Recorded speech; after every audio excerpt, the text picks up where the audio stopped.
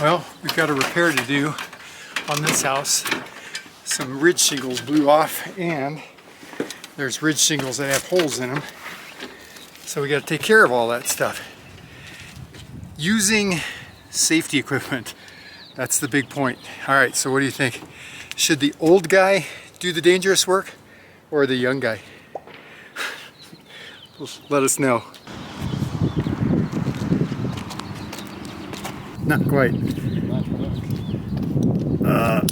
How flexible are you? You got it.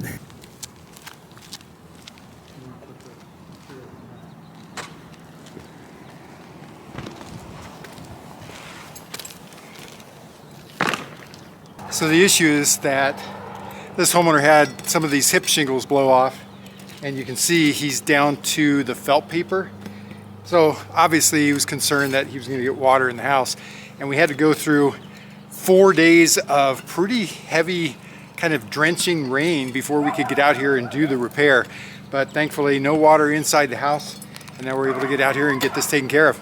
So this little tool right here, that's called the Ridge Pro.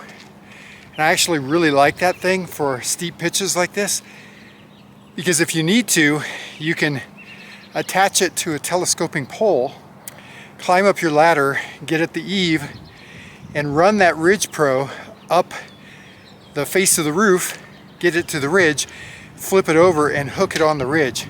That way you don't have to take chances climbing the roof to put it on the ridge, so that you can then anchor your rope into. The other safety tool that I really appreciate is this one here called the pitch hopper. And that it gives you the ability to safely be on a pitched roof without sliding.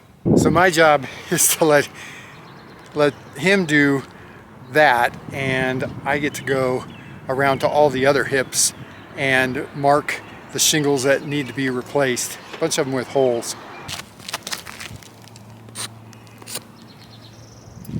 Problems.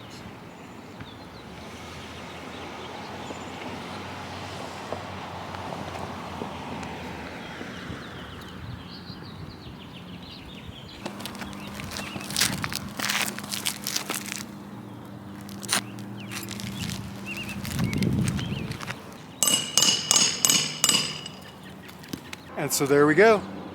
Good as new. When I ask roofers what the one thing is that they like the most about what they do, aside from the satisfaction that they get from a job well done, it's just the views. Although I have to admit that here we have much better views than most other places.